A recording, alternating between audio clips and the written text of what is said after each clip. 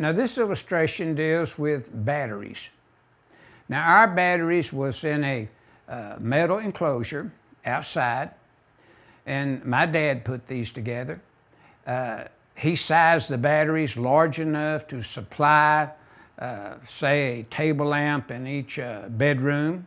And of course, in our family, there was 4 sisters, but we only had 2 sisters at home. 2 of them had left and gone to the cities to work.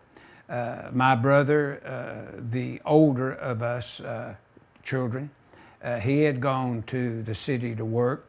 So there were 2 girls at home and myself. And we had a little DC lamp that was by our bed. But I remember before Daddy put these batteries in, we had cool-all lamps. I mean, each room had a lamp. And that's the light we went by. And of course, at night, we were poor folks. We could not afford to burn them lamps, you know, forever.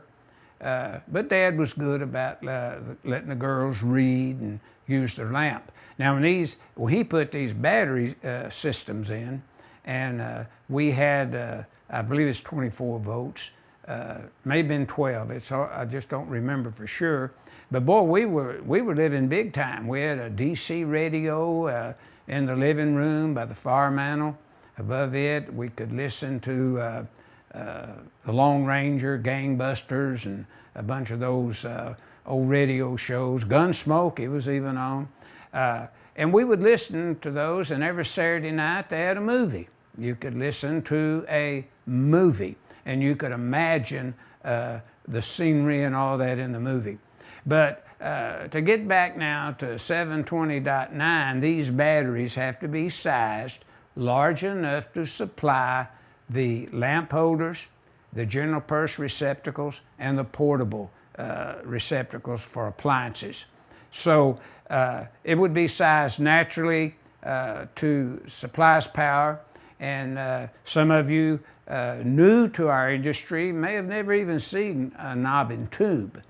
But knob and tube type wiring was used to route the power, DC power, to receptacles and lights in each room. And like I said, believe me, that was big time if you had that going for you.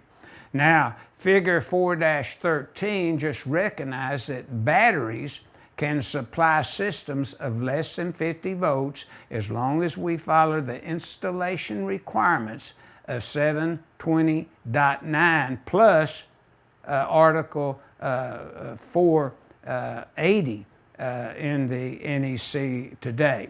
So back in the days I was telling you about, though, the person putting it in just put it in a safe manner, and Daddy must have, because we never had a problem, and we always had plenty DC power to supply our receptacles and the lights that we use, plus our radio.